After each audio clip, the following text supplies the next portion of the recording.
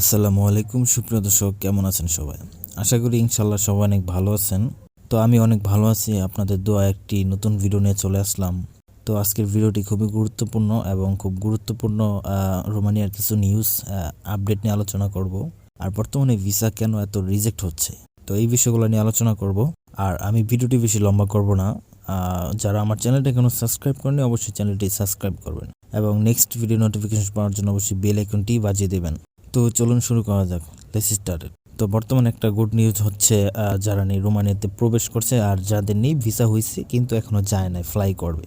যেমন বর্তমান রোমানিয়ার সরকার তিনি তাদের গণমাধ্যমে বলেছেন রোমানিয়া সেনজেন পুরোপুরি প্রস্তুত, যেমন বিভিন্ন দেশে মুভ করার জন্য, বিভিন্ন সেনজেন কান্ট্রিতে মুভ করার জন্য পুরো সক্ষম। যেমন স্থলপথে এবং জলপথে, আকাশপথে, যে কোনো পথে আপনি রোমানিয়া থেকে মুভ করতে পারবেন। আর আমাদের বাঙালিদের একটা দোষ, যেমন এটা আমি বুঝলাম না বাঙালিরা এরকম কেন, যে কোনো ইন্টারভিউর ক্ষেত্রে কেন নার্ভাস এবং ঘাড় বিয়ে যায়, এটা মানে একদম মানে খুবই, এটা আমি শুধু দেখতেছি একমাত্র বাঙালিদের জন্য, এটাই বেশি হচ্ছে বাঙালিদের। তো এই কারণেই মূলত ভিসাটা অনেক রিজেক্ট হচ্ছে।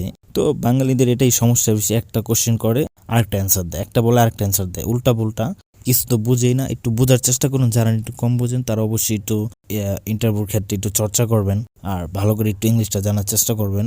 তো এই কারণেই মূলত ভিসাগুলো অনেক রিজেক্ট হচ্ছে। এই কারণেই বর্তমানে ওয়ার্ক পারমিটের কথা বলতে গেলে খুবই ব্যাড লাক। যেমন বর্তমানে রোমানিয়া ওয়ার্ক পারমিট বেরোতে অনেক সময় লাগতেছে, তো এটাই একটা সমস্যার কারণ। আর ভিসাটা হচ্ছে বললামই তো, ভিসাটা একমাত্র আপনার রিজেক্ট হচ্ছে ইন্টারভিউর ক্ষেত্রে, আর ঘাবড়িয়ে যাওয়ার কারণে ভুল কোশ্চেন উত্তর দেয়, এগুলো আর কি ঠিক না। এগুলো একটু চর্চা করেন। যারা নিয়ে ভিসা পাইছেন এখন চলে যাবেন, টিকিট কাটা হয় নাই, তো তাদের জন্য খুবই গুড নিউজ বিষয়টা। তো এই ছিল আজকের ভিডিও। তো ভিডিওটি ভালো লাগলে অবশ্যই লাইক কমেন্ট সাবস্ক্রাইব করবেন আর পাশে থাকা বেল আইকনটা অবশ্যই বাজিয়ে দেবেন। তো সবাই ভালো থাকেন, সুস্থ থাকেন, আল্লাহ হাফেজ।